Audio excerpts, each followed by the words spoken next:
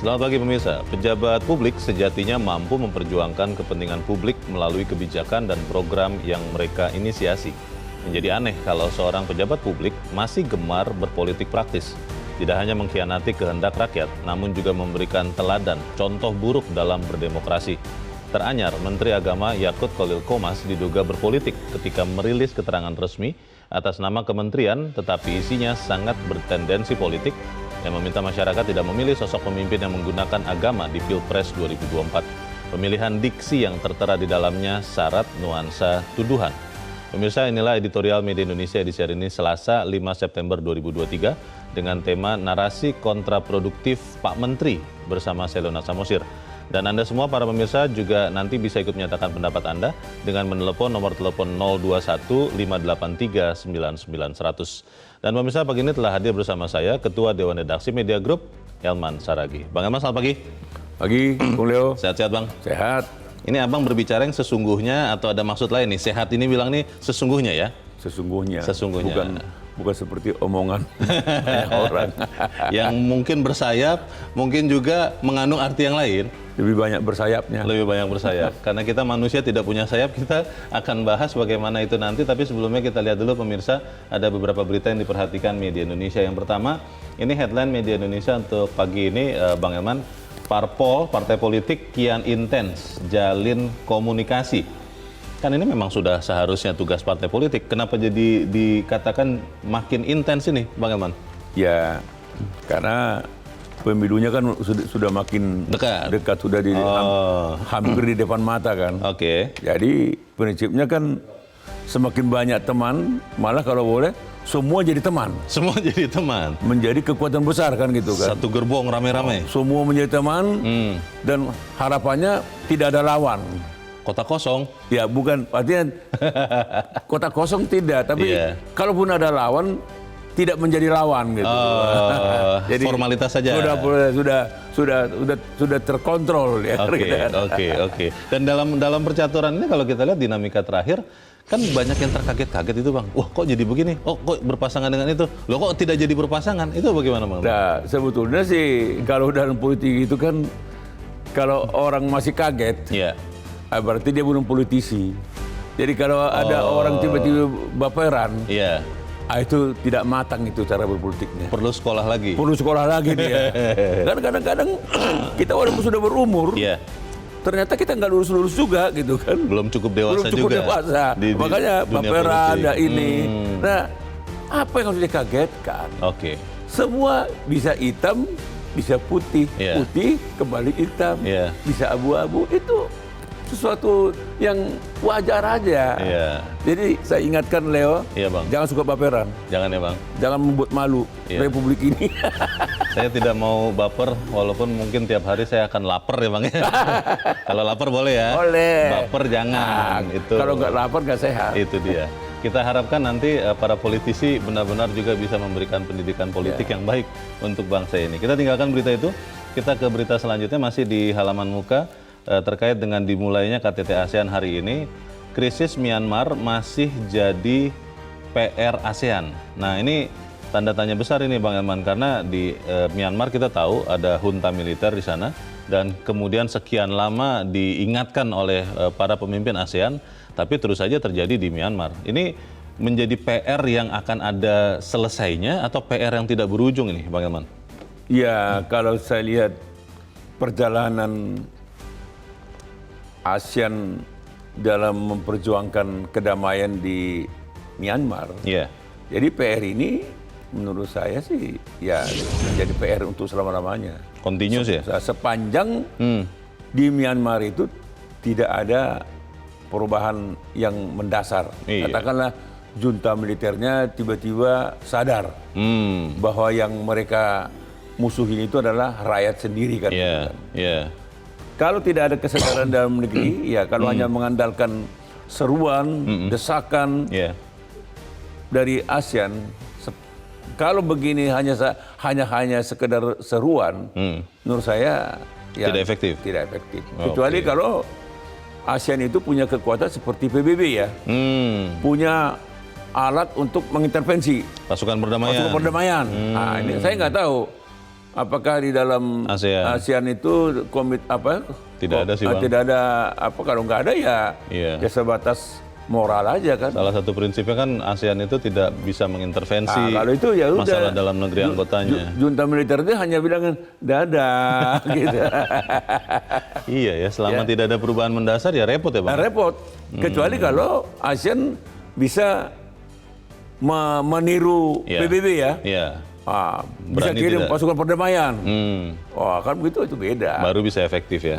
Kita harapkan nanti pertemuan ASEAN ini benar-benar juga ada sesuatu yang bersifat terobosan seperti itu ya Bang ya. Wah iya, harapan kita begitu. Bukan hanya seremoni saja. Kasihan juga kita lihat rakyat Myanmar ini. Oke, kita nantikan nanti hasil dari KTT ASEAN. Kita ke berita selanjutnya kali ini dari halaman 3 di kolom pemilu 2024. SMA terlarang untuk kampanye. Ini sekolah menengah atas maksudnya. Jadi akhirnya kampanye di tempat-tempat pendidikan ini hanya di kampus perguruan tinggi saja atau seperti apa kelihatannya Bang Eman? Ya kalau menurut saya sih lebih bagus ditetapkan aja. Jadi kampanye terbuka itu hanya bisa dilaksanakan di lingkungan perguruan tinggi. Perguruan tinggi saja ya? Iya. Kalau di setingkat SMA memang sebaiknya dilarang. Karena di sana kan katakanlah memang sudah ada yang punya hak politik ya. Hak pilih ya. Tapi lebih banyak murid yang belum punya hak politik. Iya. Lagian juga setingkat SMA itu kan masih terlalu muda. Masih labil ya. Masih labil. Oke. Jadi ya sudah. Iya. Jangan ada kampanye di lingkungan SMA. Iya. Setingkat SMA gitu. Ini rancangan peraturan KPU yang merupakan tindak lanjut dari putusan MK ya Bang ya. Yang tadinya melarang tapi kemudian yang tadinya tidak membolehkan tapi akhirnya boleh kampanye di lembaga pendidikan. Kita tunggu nanti aturan pastinya. Semoga tidak terlambat ya Bang Elman ya. Tidak telat daripada jadwal kampanye begitu. Kalau yang beginian kita minta jangan terlambat. Jangan terlambat. Oke. Kita tunggu nanti peraturan KPU seperti apa terkait dengan kampanye di lembaga pendidikan. Kita langsung ke editorial pagi ini pemirsa, diberi judul narasi kontraproduktif Pak Menteri. Ini menjadi tanda tanya juga Bang Elman ketika seseorang menjadi pemimpin di level negara, seorang menjadi presiden, wakil presiden, menteri, itu kan dalam logika kita harusnya mereka adalah seorang negarawan yang berdiri di atas semua golongan. Pertanyaannya, apakah itu memang benar-benar terjadi saat ini di Republik kita ini? Atau memang pada prakteknya banyak yang apalagi menjelang 2024 ini Bang, akhirnya melupakan posisi negarawan yang harus berdiri di atas golongan ini. Bagaimana Bang? Ya memang itu yang sering tidak dipahami dan tidak mau memahami. Tidak mau memahami? Tidak mau memahami. Para pejabat-pejabat yang Bung Leo kata tadi negarawan. Iya. Memang menteri itu kan ya memang politis. Oke. Presiden juga politis. Tapi jangan lupa presiden, wakil presiden dan menteri itu adalah pejabat publik. Iya. Jadi kalau pejabat publik itu memang dia harus ada di tengah. Dia prinsipnya melayani semuanya tanpa membeda-bedakan. Tidak peduli apakah itu pendukung dia waktu pemilu atau tidak begitu ya? Dia tidak boleh dalam pikirannya pendukung dan tidak mendukung. Jadi dia pejabat publik netral. Untuk semua rakyat? Untuk semua rakyat. Okay. Untuk semua negara. Jadi dia pelayan publik. Iya. Yeah. Dan dia hanya bertugas melaksanakan visi-visi dan misi presiden. Iya. Apa yang pernah disampaikan presiden ketika dia kampanye? Ya untuk kemaslahatan bangsa dan negara. Yeah. Dan dia tidak boleh menjadi tim sukses. Nah, dia tidak boleh misalnya condong kemana. Inilah yang kita tengah raya. Pernyataan Menteri Agama Yakut ini. Dia sebagai Menteri Agama, tapi kok pernyataannya seperti pernyataan partai gitu ya. Tendensius. Tendensius. Seperti pernyataan yang sudah punya jagoan, sedang mengelus-elus jagoannya, sedang mendukung jagoannya. Ketika dia menyatakan wapres, baca pres, calon presiden yang pernah memecah belah umat, jangan pilih. Ini kalau dalam dunia sepak bola, wasit sudah harus memperikik ini, udah menyemprit ini, outside ini. Offside. Offside. Sudah lebih dulu. Offside ini nggak boleh ini. Oke. Jadi mestinya pernyataan itu tidak boleh dikemukakan, disampaikan oleh seorang menteri agama. Dan sangat kita sayangkan, dan ini kan bisa memancing di air keruh. Iya. Masalahnya Bang, ini menteri agama berarti, ini sudah bermain ini. ini kepentingan siapa ini? Dan siapa yang sedang dia sasar ini supaya tidak dibeli right kan? Masalahnya kan selalu Bang, begitu ada pernyataan kontroversial seperti ini, pasti akan ada dalih bahwa lihat substansinya dong. Itu kan semuanya untuk kebaikan bangsa. Selalu begitu Bang. Setuju. Kalau untuk menjalin, untuk memperkokoh persatuan kesatuan, harus. Tetapi pernyataan seperti ini kan tendensinya kan politis dan menyasar orang tertentu dan kepentingan tertentu juga. Dan yang paling penting kalau saya lihat Bang, timingnya. Satu timingnya, dan makanya menurut saya sih ke depan Presiden harus memilih menteri-menteri yang memang dia sudah lolos sensor. Dia harus negarawan. Jangan memilih menteri yang memang masih berpikir sempit. Baik, kita akan bahas itu ya Bang Elman, dan pemirsa, inilah editorial Media Indonesia untuk hari ini Selasa 5 September 2023. Narasi kontraproduktif Pak Menteri.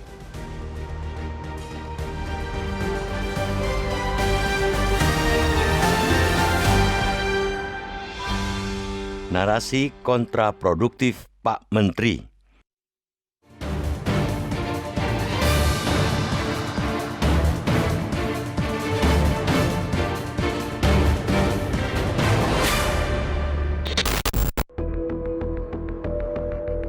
Pejabat publik sejatinya telah dipercaya oleh rakyat atau publik sebagai penyelenggara negara. Mereka diharapkan mampu memperjuangkan kepentingan publik melalui penyelenggaraan pelayanan yang baik. Yang mesti menjadi prioritas utama pejabat publik ialah bagaimana menguatkan kualitas pelayanan publik melalui kebijakan dan program yang mereka inisiasi. Karena itu, menjadi aneh kalau seorang pejabat publik masih gemar berpolitik praktis. Dengan perilaku itu, dia tak hanya sedang mengkhianati kehendak rakyat, tapi juga memberikan teladan buruk dalam berdemokrasi. Dengan berpolitik praktis, sesungguhnya ia telah mempertontonkan dominannya keberpihakan dia kepada kepentingan individual atau kelompok, alih-alih mementingkan kepentingan publik. Ironisnya yang seperti itu banyak di negeri ini. Contoh teranyar, Menteri Agama Yakut Khalil Qomas diduga telah berpolitik ketika pada Minggu 3 September secara tiba-tiba merilis keterangan resmi atas nama kementerian, tetapi isinya sangat bertendensi politik. Dalam rilis itu, dia meminta agar masyarakat tak memilih sosok pemimpin yang menggunakan agama untuk kepentingan politik di Pilpres 2024. Yakut juga meminta publik lebih jeli dalam menentukan pilihan, terlebih sosok yang pernah memecah belah umat. Jika itu disampaikan dalam konteks untuk mengerek literasi politik publik agar pemilu 2024 bisa berjalan lebih jujur, adil, dan bermartabat, tentu itu sesuatu yang bagus. Apabila benar seperti yang dikatakan juru bicara Kementerian Agama, Anna Hasbi, bahwa ucapan Menteri Agama itu lebih dimaksudkan untuk menjaga kerukunan antar umat saat berlangsungnya kontestasi pemilu, tentu itu sangat menyejukkan. Namun, persepsi publik tak bisa diatur-atur. Ketika Menak memilih diksi, jangan memilih pemimpin yang pernah menggunakan agama sebagai alat untuk memenangkan kepentingannya dan sosok yang pernah memecah belah umat, tidak bisa dimungkiri ada nuansa tuduhan di situ. Ada sebuah tendensi politik yang kuat untuk menyerang sosok tertentu yang selama ini memang selalu distigmakan seperti itu. Kalau niatnya ingin menjaga kerukunan umat, kenapa harus menggunakan narasi yang justru kontraproduktif? Kalau dalam istilah sepak bola, Yakut terjebak offside. Ia berbicara dan bertindak melampaui garis tupoksinya sebagai pejabat publik. Dengan kalimat tersebut, Pak Menteri malah mirip perilaku buzzer, kaum pendengung di media sosial yang selalu menyerang targetnya dengan stigma-stigma negatif yang sesungguhnya tidak bisa dibuktikan. Kelompok yang kerap asal hantam hanya berbekal secuil informasi atau rumor yang kebenarannya tidak bisa dipertanggungjawabkan.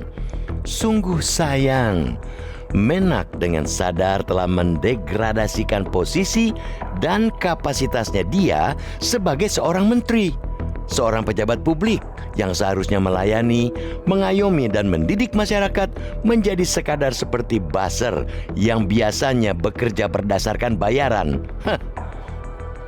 Dengan kapasitasnya itu, Yakut seharusnya tak ikut-ikutan latah mengglorifikasi stigma negatif seorang tanpa pembuktian dan klarifikasi, meski dia lawan politik sekalipun. Semestinya ia cari tahu dulu, tabayun, perihal yang dia tuduhkan atau ucapkan. Akan sangat buruk dampaknya apabila seorang tokoh dan pejabat publik melempar ajakan ke masyarakat hanya berdasarkan rumor, stigma, atau asumsi yang belum jelas kebenarannya. Betul bahwa penggunaan politik identitas sangat berbahaya bagi kehidupan demokrasi serta persatuan bangsa. Tidak ada secuil pun pembenaran bagi kita untuk dekat-dekat dengan cara berpolitik semacam itu. Namun, sesungguhnya jauh lebih berbahaya ketika kita berpolitik dengan seolah-olah menolak politik identitas, tetapi pada praktiknya terus-terusan menggunakan isu dan stigma itu untuk menjatuhkan lawan demi sekadar memenangi kontestasi politik 5 tahunan.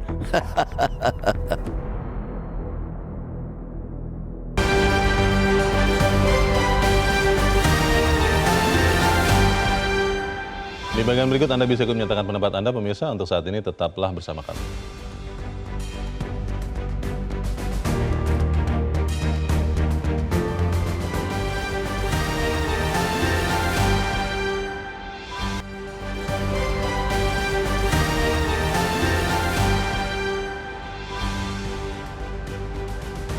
Terima kasih Anda masih bersama kami di Editorial Media Indonesia, dan sebelum kita berdiskusi, Bang Elman, kita mau coba bertanya dulu. Saat ini kita sudah tersambung lewat saluran telepon dengan pakar komunikasi Henry Satrio. Mas Henry, selamat pagi.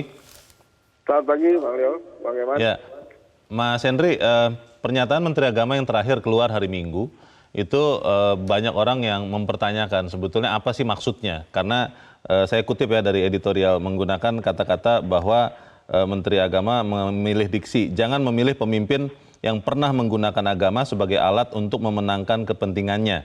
Lalu ada juga pilihan diksi berikutnya, sosok yang pernah memecah belah umat. Ini artinya memang benar-benar kepentingan bangsa yang disampaikan, atau memang kalau Anda lihat, karena Anda pakar komunikasi, ada pesan yang jelas di dalam pernyataan itu. Menurut Anda seperti apa, Mas Henry? Iya, kalau dalam sebuah pernyataan itu kan dilihat juga situasi dan kondisi pada saat itu gitu ya. Jadi sulit kita menyampingkan peristiwa deklarasi Anies Baswedan dan Muhaimin Iskandar gitu ya. Terlebih kemudian deklarasi ini kan cukup mengagetkan perpolitikan di Indonesia. Jadi pada saat disampaikan ya itu memang mengarah ke sana. Tapi yang jelas saya bingung itu dengan pernyataan Menteri Agama yang mengatakan bahwa jangan pernah memilih pemimpin yang pernah memecah belah umat gitu ya, kira-kira ya. Ya kalau ditarik-tarik dirinya juga pernah memecah belah umat tuh dengan kebijakan toa masjid harus ke dalam dan keluar itu kan. Jadi maksud saya kalau pada saat menjadi menteri, preferensi pribadi itu harus dikesampingkan dan keinginan politik itu juga harus dikesampingkan gitu. Sehingga dia memang benar-benar bisa menjadi menteri yang menterinya umat gitu. Jadi bukan menteri yang masuk ke ranah politik sehingga diterjemahkan macam-macam gitu loh, Mas. Mas Henry, sebetulnya kan kalau kita melihat ya kementerian lembaga yang sepengalaman kita, saya lah sebagai wartawan melihat bahwa pernyataan itu pasti dipertimbangkan dulu. Ada sekian staf, ada sekian biro hukumnya mungkin yang kemudian mempertimbangkan kata-katanya pun dipakai, dipertimbangkan untuk dipakai yang mana. Kalau Anda lihat ini akhirnya nurut kepada Pak Menteri atau seperti apa, Mas Henry? Ini kan dalam kementerian seperti Kementerian Agama gitu ya, memang harusnya kan ada birokrasi seperti itu, tapi memang dimengerti dalam politik dalam sebuah kementerian apa yang dikatakan menteri ya boleh-boleh aja gitu. Tapi kan tidak bisa dikesampingkan bahwa ada pretensi politik juga yang dimiliki oleh sang menteri ya. Dan menurut saya justru membuat sebuah faksi baru di NU gitu, karena begini kan itu kan berurutan ya Mas ya. Jadi Pak Muhaimin dideklarasikan atau mendeklarasikan diri, kemudian ada komentar dari ketua PBNU yang mengatakan tidak ada capres-cawapres mengatasnamakan NU gitu ya. Kemudian terus Menteri Agama juga berkata tentang hal-hal yang ada kaitannya dengan deklarasi Caimin menurut saya. Jadi seolah-olah ada gelombang penolakan dari kelompok yang berbeda kubu dengan Gus Muhaimin, kira-kira gitulah. Mas Henry, kalau Anda lihat apa efek dari pernyataan atau rilis dari Menteri Agama ini? Apakah kita masih bisa melihat bahwa memang para pejabat negara ini berdiri di atas semua golongan, atau memang ternyata level menteri ini pun sudah berpolitik praktis juga menjelang 2024? Oh iya, mereka berdiri di atas semua golongan, yang semua golongan itu, yang golongannya sejalan dengan presiden gitu, karena menteri kan membantu presiden, jadi ya dia berdiri di semua golongan. Jadi atau semua golongan itu bareng presiden, iya kira-kira begitu. Jadi kalau dikatakan apakah berdiri di atas semua golongan, iya, dan semua golongan yang sama gitu loh prosesnya. Golongan yang teman kan saya ya.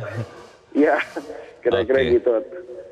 Baik, kita harapkan memang ke depan tidak ada lagi ya seperti ini, karena memang pejabat negara harusnya berdiri di atas semua golongan. Tapi untuk saat ini terima kasih pakar komunikasi Henry Satrio sudah mencerahkan kami pagi ini. Selamat pagi Mas Henry. Ini juga sih Mas, selamat pagi.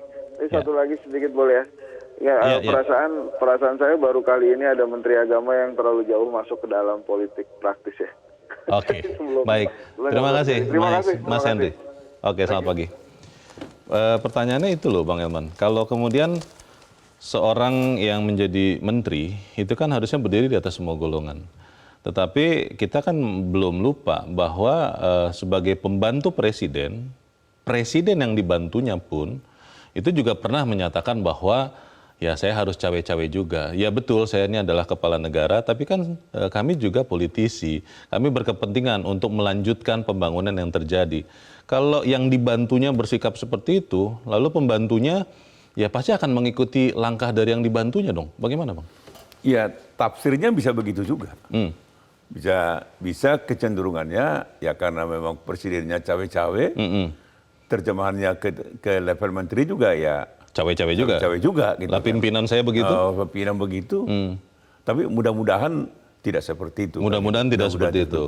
Tapi anggapan masyarakat bisa seperti itu. Jadi sekarang anggapan masyarakat pernyataannya Menteri Agama Yakut ini tidak terpisah dari cawe-cawenya presiden kan gitu. Nah, bisa seperti itu. Bisa. Dan memang sangat berbahaya. Ini yang saya katakan kan, kalau sampai Menteri Agama tidak berdiri di atas semua golongan, hanya berdiri di atas golongannya, golongan kelompoknya, ini yang berbahaya kan. Dan memang kalau kita simak, kita maknai secara cermat pernyataan Menteri Agama ini, memang tendensinya memang dia bisa bisa dianggap seperti menjadi kampanye untuk kelompok tertentu kan. Jadi endorser kan. Buzzer. Nah, karena ini yang kita minta sebetulnya. Apakah ada yang memecah belah umat? Kampanye aja belum.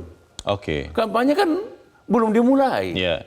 Dan kalau kita lihat suasana 2014, 2019 dengan sekarang ini jauh lebih kondusif loh. Ini sudah tinggal beberapa bulan, tapi belum ada kampret cebong, ini nggak ada. Karena memang mau ditiadakan itu kan. Memang sekarang saya lihat semua ingin melupakan itu dan menghilangkan itu. Sekarang lebih cenderung kepada adu gagasan. Jadi tidak ada kita lihat keributan, mau belah umat, nggak ada. Nah ini Ini yang menjadi heran saya, tidak ada hujan, tidak ada angin, tiba-tiba keluar pernyataan ini kan. Ini kan sama dengan ya menimbulkan kegaduhan baru kan gitu kan. Padahal nggak ada. Maka saya mau minta kepada Menteri Agama, mana tokoh siapa yang memecah belah umat? Siapa? Kalau ada, tunjukkan. Kalau enggak ya mestinya Menteri Agama jelaskan dulu. Kalau dalam bahasa biasa itu kan tabayun katanya kan. Jadi minta penjelasan. Kalau ada siapa dan dia ngomong di mana gitu kan. Nah ini yang menurut saya sedikit ya, makanya saya kan ya offside ya. Kan agak susah Bang ketika kita melihat seorang Menteri Agama Yakut yang juga punya tanggung jawab di bagian yang lain dan masih tetap diemban, sehingga kepentingannya itu kelihatannya jadi ya berkelindan begitu dengan fungsinya sebagai menteri. Kalau kita melihat dulu di awal-awal Presiden Joko Widodo kan selalu meminta kalau seorang ketua umum parpol menjadi menteri, dia harus pilih salah satu. Kepentingan-kepentingan yang saling berkait ini kan akhirnya susah Bang untuk membuat seorang menteri benar-benar menjadi negarawan, berdiri di atas semua golongan. Bagaimana Bang? Nah inilah sebetulnya ketika 2014 kan Presiden Jokowi kan bilang mereka yang diminta untuk menjadi menteri, dia dituntut untuk melepaskan ketua umum parpol. Pilih salah satu. Pilih salah satu. Menjadi ketua umum parpol atau apa? Ternyata Pak Jokowi sendiri tidak konsekuen kan gitu kan. Sehingga sekarang memang ada menteri, ada memimpin partai. Sulit kita mau memisahkan kapan dia sebagai menteri, kapan dia sebagai ketua umum partai. Sama dengan sekarang capres, kan gitu kan. Ini menteri, ya kan. Ini apa gitu kan. Nah jadi emang ini yang sulit. Sehingga seperti Pak Menteri Agama juga sama kan. Dia kan, mohon maaf, dia kan ketua Banser. Betul. Ya kan. Nah saya tidak mau mengatakan dia tetap melekat dengan ketua Banser. Saya hanya mengatakan dia ini Menteri Agama. Saya tidak akan membawa nama Banser. Tapi kan orang bisa menerjemahkan kok dia masih seperti ketua Banser gitu kan. Kan itu kan. Walaupun saya tidak akan mau menuduh itu. Betul. Bang, kalau melihat seperti ini, apakah memang perlu ada pernyataan lanjutan misalnya dari kementerian untuk memperjelas masalah? Atau ya sudah kita anggap saja ini ada pernyataan yang memang ada emosi terlibat di dalamnya, kita lupakan saja atau seperti apa? Kalau saya sih sekarang ini Menteri Agama harus menjelaskan. Ada nggak capres atau tokoh yang sudah memecah belah umat? Seperti pernyataan atau rilisnya hari Minggu kemarin. Ya, ini kan tiba-tiba ada deklarasi capres cawapres kan, Sabtu. Hari Sabtu. Tiba-tiba dia membuat pernyataan hari Minggu kan. Ini kan walaupun dia bisa mengatakan nggak ada kaitan. Kebetulan. Tapi kan orang melihat kok dekat banget. Kok pas banget. Pas banget. Jadi orang bisa menduga ini reaksi daripada hari Sabtu kan. Ini duga-dugaan. Bisa jadi tidak. Supaya ini tidak berkepanjangan, supaya tidak jadi bias. Ada baiknya Menteri Agama menjelaskan, saya tidak bermaksud untuk menuduh siapapun. Ini clear, ini murni hanya untuk bagaimana untuk tetap menjaga persatuan kesatuan umat. Nah itu dia harus katakan itu. Dan tidak ada kaitan dengan siapapun. Kan gitu. Betul. Tapi orang kan ini pasti ada nih. Ini dia sekarang menyasar siapa tapi nggak jelas. Kita kan nggak boleh menduga-duga. Maka Menteri Agama bilang, saya menyasar Leo. Karena dia memecah belah umat. Harus jelas ya. Harus jelas. Jangan ini kan kayak melambung dia kan. Bersayap yang sayapnya tidak tahu juga. Jadi sehingga muncul berbagai terjemahan, berbagai dugaan. Wah ini Menteri Agama sudah bermain politik ini. Dia berarti ini tadi, makanya seperti pernyataannya Leo, pertanyaan Leo dengan juga Satrio kan dikatakan, ini bisa juga terkait dengan presidennya kan gitu. Karena tadi Mas Henry kan mengatakan bahwa deklarasi Amin Anies dan Muhaimin, kemudian konpres PBNU, kemudian rilis Menteri Agama, itu kan time sequence-nya berdekatan sekali.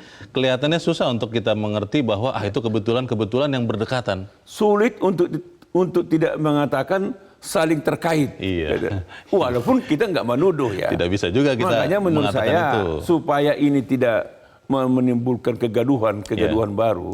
Kan menteri kan nggak boleh buat kegaduhan. Kalau ada yang begini dia harus jelaskan, apalagi dia menteri agama kan. Menteri semua umat. Betul. Bukan hanya menteri untuk tertentu kan gitu. Karena tadi Mas Henry Satrio mengatakan memang berdiri di atas semua golongan, tapi golongan yang adalah teman saya, kelompok saya. Itu kan repot, Bang. Mudah-mudahan konotasinya pernyataannya Pak Satrio ini hanya guyonan ya. Tidak serius. Dan saya nggak yakin juga itu benar kan. Tapi kalau itu benar, bahaya. Kita kan nggak tahu kan. Maksud saya gini, Leo. Pengalaman pahit 2014, pengalaman pahit 2019, jangan terulang lagi. Nah sekarang saya katakan, kondisinya sangat kondusif. Tidak ada tanda-tanda cebong kampret itu terjadi lagi. Jangan dimulai. Jangan dimulai. Ini kan memulai nih. Masalahnya Bang, kita ingat dulu ada seorang artis yang ketika ditanyakan sesuatu dia selalu bilang no comment. Dan beranggapan bahwa no comment itu adalah bukan komen. Ketika orang mengatakan jangan politik identitas, saat orang tidak menggunakan politik identitas, kan akhirnya kita berpikir, oh berarti Anda yang memulai. Tapi kita akan jeda dahulu, Bang Eman dan pemirsa tetap bersama kami, Editorial Media Indonesia. Segera kembali.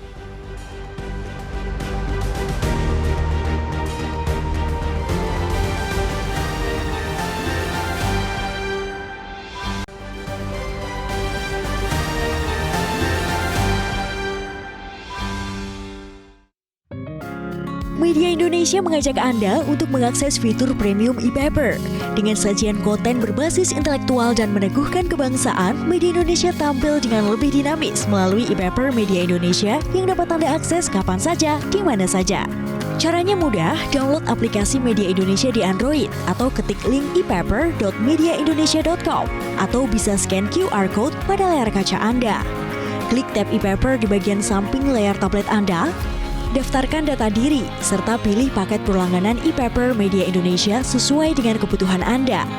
Nikmati juga bonus spesial tambahan 4 halaman rubrik fokus setiap hari. Semua bisa Anda dapatkan hanya di e-paper Media Indonesia. Untuk informasi lebih lanjut, hubungi customer service di nomor 0811 1201 2018 atau kunjungi media sosial @Media Indonesia. Media Indonesia, referensi bangsa.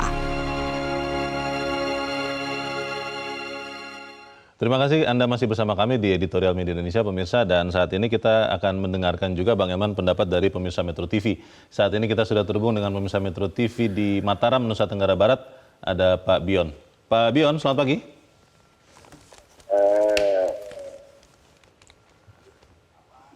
Pak Bion, selamat pagi. Silakan Pak, pendapat Anda Pak. Selamat pagi Mas Leo, Bang. Selamat pagi Mas Leo, Bang Herman Saragih. Selamat pagi. Ya, silakan Pak Bion. Singkat padat saja Pak. Ya. Menteri ini kan jabatan politik, hak prerogatif presiden tentunya. Persoalannya sekarang, ya, ini kan rata-rata menteri ini diisi oleh ketua umum partai. Mereka berpolitik semua. Nah, bicara independensi dalam konteks menteri susah. Kenapa? Karena jabatan politik beda dengan eksekutif. Nah, persoalan narasi ini kan kepentingan politik sesaat, Bang Leon, Bang Herman Saragih. Bagaimana mengindusmen sebuah kepentingan untuk mencari sesuatu kekuasaan. Ini tidak perlu kita perdebatkan sebenarnya. Nah, Menteri Agama bukan saja persoalan narasi politik kecil seperti ini, mereka korupsi. Al-Quran pun mereka korupsikan.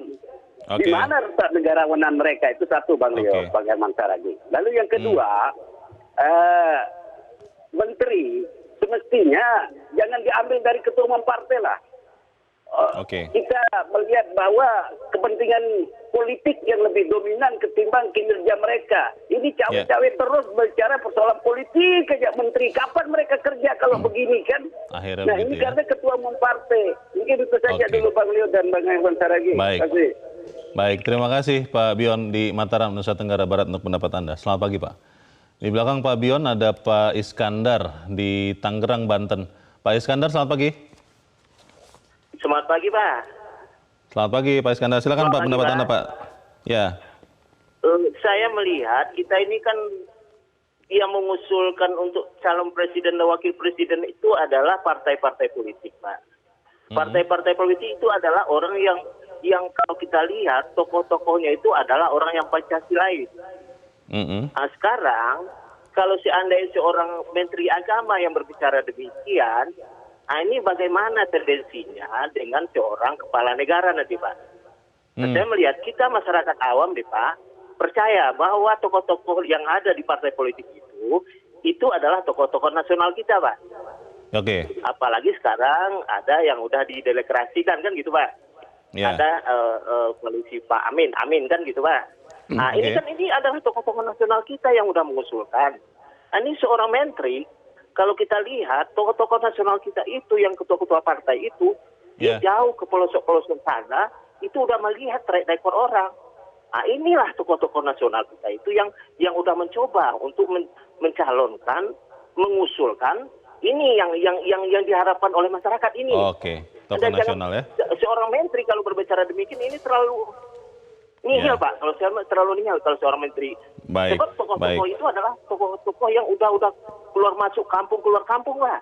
Oke. Dia mengusulkan, dia tahu bagaimana track record seorang yang harus diusulkan itu sebagai calon presiden. Harus bersikap nasionalis ya. Terima kasih Pak Iskandar di Tangerang, Banten untuk pendapat Anda, Pak. Selamat pagi. Di belakang Pak Iskandar ada Pak Darizal di Lampung Tengah, Lampung. Pak Darizal, selamat pagi. Pak Darizal di Lampung, selamat pagi. Halo, Pak Darizal di Lampung. Kelihatannya masih belum terhubung, kita akan coba pemirsa Metro TV berikut. Kali ini Pak Ramadan di Jambi. Pak Ramadan, selamat pagi. Selamat pagi Pak Leo. Assalamualaikum warahmatullahi wabarakatuh, Pak Herman. Waalaikumsalam warahmatullahi wabarakatuh. Ya, silakan Pak Ramadan, pendapat Anda, Pak. Ya. Pendapat saya, tokoh negarawan itu tidak boleh bicara kalau belum ada faktanya. Tokoh negarawan itu adalah teladan, Pak Herman. Teladan bicara, teladan berperilaku. Kalau belum ada buktinya kok bicara sih? Buktikan dong dulu siapa yang memecahkan agama ini. Saya melihat di kampung saya ya adem ayem aja, tidak ada yang nuduh ini, nuduh itu, nggak ada. Cepong dan kampret itu nggak ada sama sekali, Pak Herman. Jadi berikanlah kami ini di kampung-kampung tokoh nasional itu bicara tauladan, artinya bisa dicontoh untuk bicara, buktinya ada atau tidak. Maka itu saya berprinsip politik identitas itu hanya sebutan para tokoh saja. Di akar rumput tidak ada itu. Maka itu para pemimpin di negeri ini bicaralah sesuai dengan fakta. Kalau ada faktanya, kewajiban dia menyelesaikannya, bukan bicara di depan forum seperti ini. Aduh, memilukan, saya sedih, hibah, dan kalau mau marah, marah dengan siapa? Marah dengan diri saya, dengan kuping saya sendiri. Kok seorang menteri bicara seperti ini? Memilukan kepemimpinan kita seperti ini. Terima kasih, mohon maaf atas kekurangannya. Assalamualaikum warahmatullahi wabarakatuh. Waalaikumsalam warahmatullahi wabarakatuh. Terima kasih Pak Ramadan untuk pendapat Anda dari Jambi. Selamat pagi Pak. Menarik, Pak Ramadan mengatakan tidak boleh pemimpin bicara tanpa fakta. Bagaimana Bang? Iya, ya mohon maaf ya Pak Bung Leo, sama terutama Pak Menteri Agama Yakut ya. Mohon maaf juga kepada Presiden. Sebetulnya yang lebih pantas jadi Menteri Agama ya Ramadan ini. Pak Ramadan dari Jambi. Ini negarawan ini, walaupun dia rakyat biasa di Jambi, tapi dia berpikir negarawan, berpikir kepentingan bangsa dan negara. Dan betul apa kata Pak Ramadan. Jadi kalau tokoh nasional setingkat menteri, ya kalau mau berbicara sesuatu harus berdasarkan fakta. Faktanya apa? Ya kan? Karena ini kan kalau sudah bicara tentang memecah belah umat, ini kan bukan pernyataan biasa-biasa ini. Sangat serius. Sangat serius ini. ketika seorang Menteri Agama membicarakan tentang ada upaya kalau ada di negara, berarti kan itu kan nggak mungkin tiba-tiba pernyataan itu kalau nggak ada. Harusnya ada bukti awal. Harus ada bukti awal. Apa? Itu yang saya katakan dari awal. Pak Menteri Agama harus dulu membuktikan siapa yang ngomong itu. Di mana dia ngomong. Apa? Omongan apa lagi pada saat itu kan? Karena sudah memecah belah umat, itu udah gawat itu, Leo. Tapi sepanjang yang saya tahu, dan sepanjang tadi Ramadan bilang kok Ramadan, tidak ada.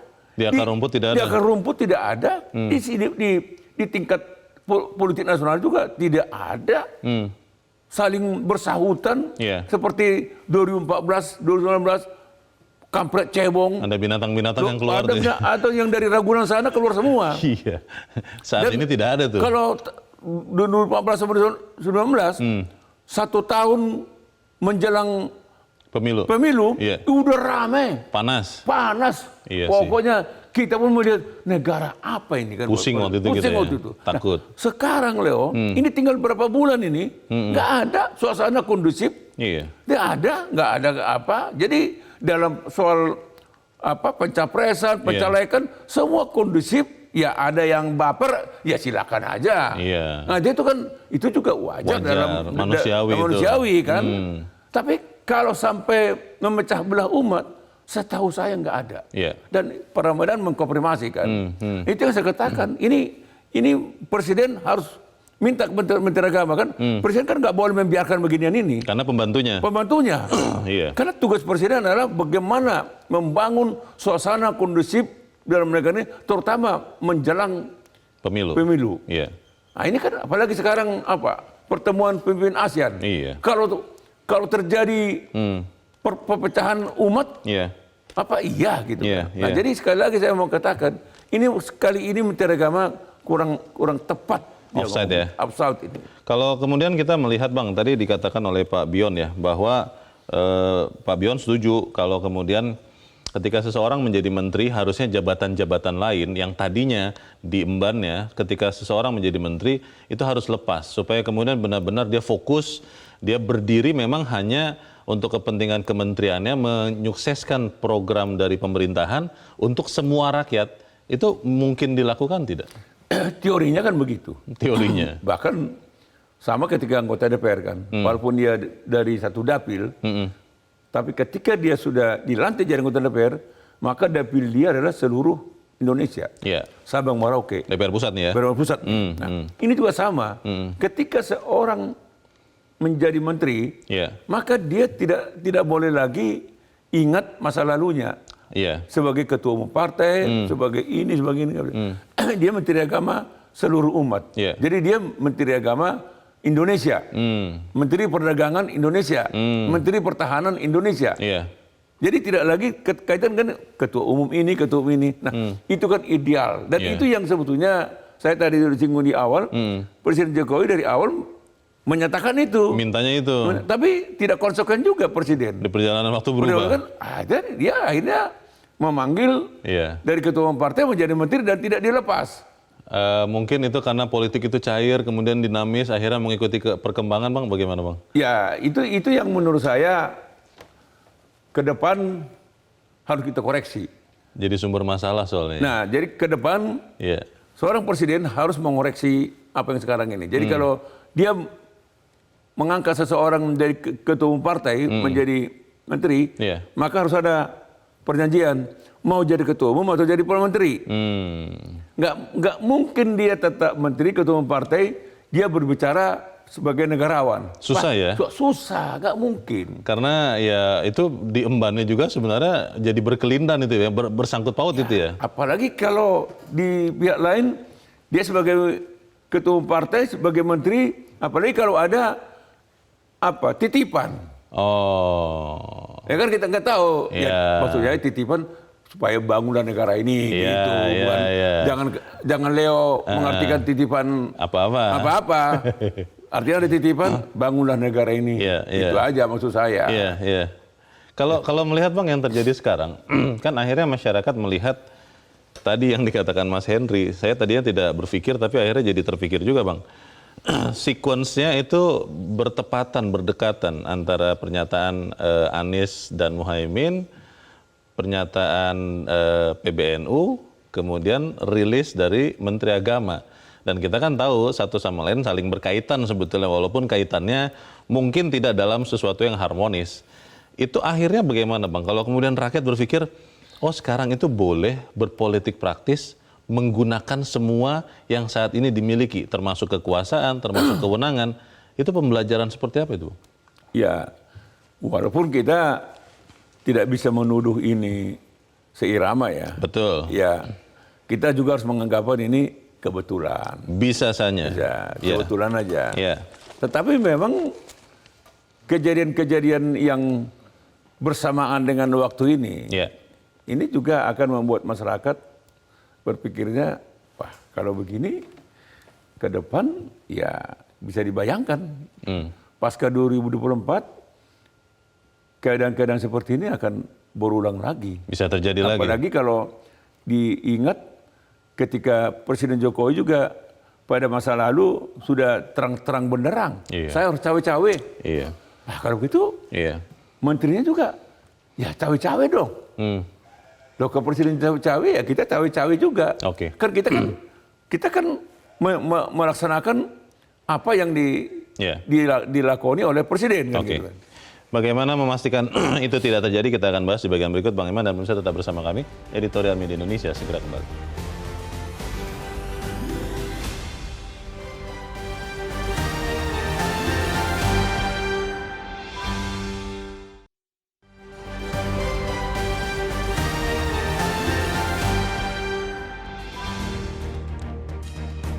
Terima kasih Anda masih bersama kami. Kita di bagian akhir diskusi kita pagi ini. Bang Ilman, pesan Bang untuk para negarawan supaya tidak lagi offside seperti ini. Bagaimana Bang?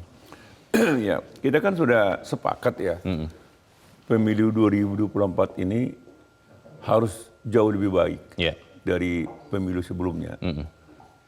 Oleh karena itu memang segala hal yang bisa menimbulkan friksi, bisa menimbulkan permusuhan, itu harus kita cegah dari awal. Dari awal ya? Dari awal. Jadi itu sebabnya kita harapkan juga Presiden, Wakil Presiden, dan seluruh Menteri dari sekarang harus menarasikan hal-hal yang bersifat positif.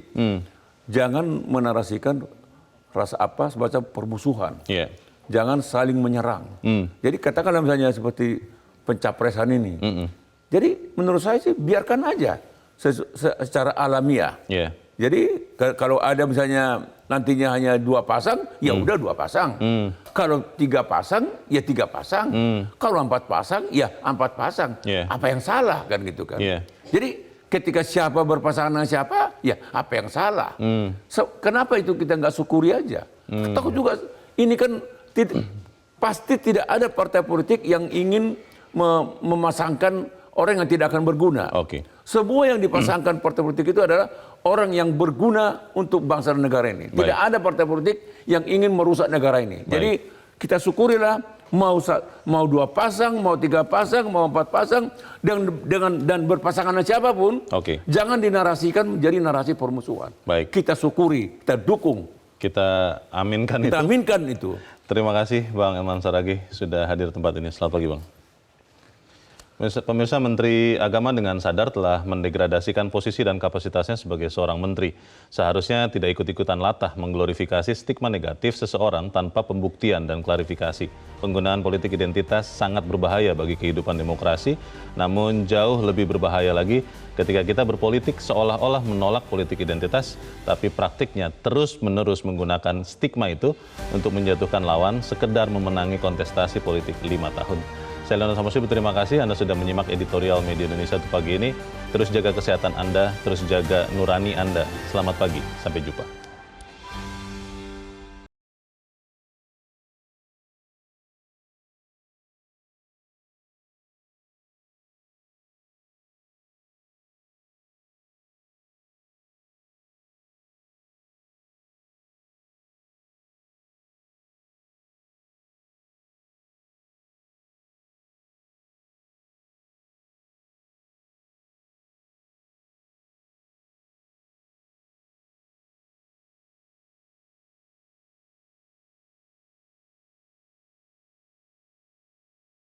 Jelajahi cara baru mendapatkan informasi. Download Metro TV Extend sekarang.